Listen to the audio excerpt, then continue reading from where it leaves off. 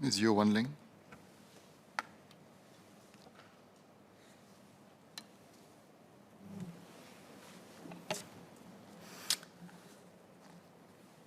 Mr. Speaker, I firmly believe that the electric vehicle charging bill will be pivotal in laying the foundation for Singapore's national agenda towards sustainable development.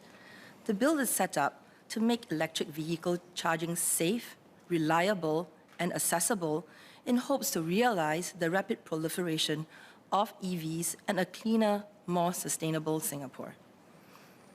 The dynamics of car ownership in Singapore, however, are varied and indeed ever-changing. We have people who drive every day, people who drive only during weekends, people who drive to bring their family around, people who drive because of work, and people who drive because driving is their work. And indeed, I will argue that these varying dynamics need to be taken into consideration as we single-mindedly eye the price of a clean, sustainable Singapore with the proliferation of EVs. While the total number of new car registration dipped in the first half of the year, the number of cars registered for private hire was steadily on the rise. This means that an increasing proportion of cars on the road today are cars that are part of our public transport network, such as our registered for private hire vehicles and our over 14,000 strong taxi fleet. What this means is for the EV ecosystem in Singapore is that it's just as imperative to drive the uptake of electric vehicles among private hire and taxi drivers as it is for other vehicles for the bill to realize its long-term goals. I understand that full taxi and private hire EVs on the road are now less than 5% of Singapore's fleet size, and we do have some miles to go before we sleep in this critical pivot.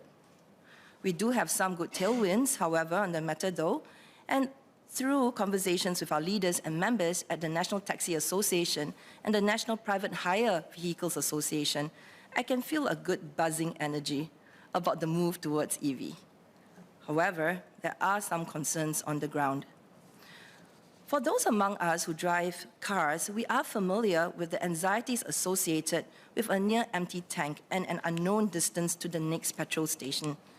While our seasoned taxi and private hire drivers are familiar with the rhythms of their workhorses and are able to agak-agak their refueling schedules, they seek assurances that anxieties around an empty tank or battery, for that matter, can be dispelled.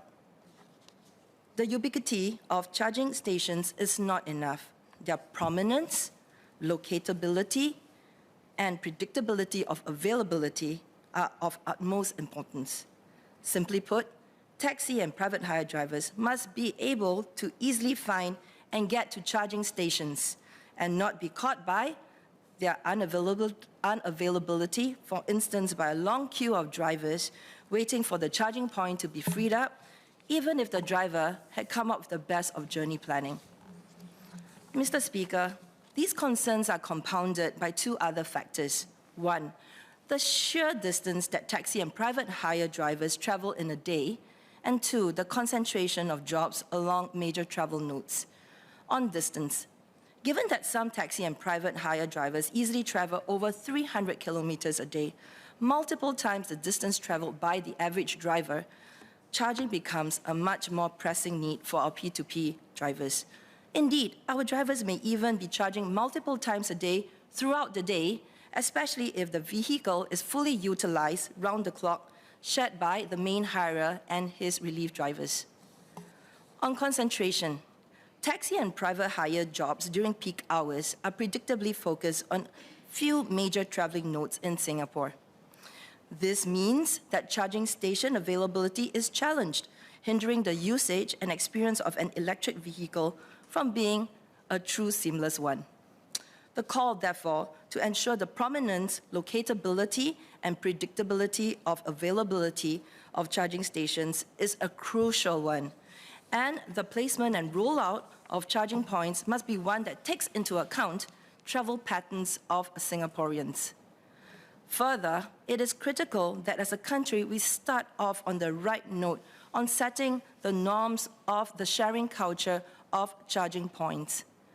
Until the day where charging points are truly ubiquitous, it will be a situation where there are more EVs needing to be charged than charging points available, and there will certainly be a transitional period needed while the dust settles on sharing norms. Should the norm be one where it is first come, first served? Or should it be a weighted preferential arrangement for vehicles that are used for livelihoods or saving lives? What would this new norm look like? Perhaps there could be special decals for certain vehicles. Perhaps it is setting aside charging points to be used only by certain vehicles within key time frames. Perhaps it is allowing corporations the liberty of putting in their own charging points for their employees, partners, and members. What is clear, though, is there needs to be an awareness, education, and even public campaigns on the considerations of various driver communities and our suggested sharing norms. Mr. Speaker, in any major technological shift, it is inevitable that early adopters do not enjoy the economies of scale that later adopters enjoy and therefore bear heavier fixed costs as well as running higher costs as a result of a nascent ecosystem. This is the same in the EV ecosystem. EVs are still more expensive to procure than ICE vehicles, and though they promise lower running costs, the nascency of EVs ecosystem still incur drivers some cost. For example, a concern for private hire and taxi drivers are the costs surrounding the prolonged usage of car parks while charging their vehicles in these car parks mandated to provide EV charging. Should a private hire or taxi driver need to charge their vehicle, say after a job in the CBD, a stopover at a charging station in the CBD could set them back at least $2 or $3 an hour. As we figure out how to incentivize early adopters to make the transition to EVs, the last thing we want to do is to disincentivize them. Therefore, I call on the government to ease the transition of private hire and taxi drivers to EVs by perhaps waiving the cost of parking in such car parks for them as they are charging their vehicles. The concerns I've outlined here notwithstanding, I would like to share with the House that there are indeed good tailwinds for the adoption of EV amongst our P2P community. I recall that sometime last year, I was a happy witness to Mr. Aban, one of our taxi leaders, picking up his new EV car. We marveled about the quietness of the electric car and the technology behind it. We appreciated happily the savings made from moving from petrol to electricity, and we're positive about the changes EVs will make to our lives. And indeed, Mr. Aban adapted very quickly to the changes he needed to make as an EV driver. Instead of driving for hours on end, running a full tank of petrol to zero, he now drives for 4 to 5 hours at a time, stopping to charge his vehicle and taking a well-needed 45 minutes break each time. I was very glad to hear that during those times, besides taking a meal or a drink to replenish himself, he also uses this time to go to the gym for a quick run, as the charging point he frequents has a nearby gym with shower facilities. The move to EV for Mr. Aban was an awesome move, not only just for sustainability or his driving trade, but also for his mental and physical well-being. The bill paints a vision of a future where the usage of EVs are seamless and ubiquitous, a smarter, more sustainable future.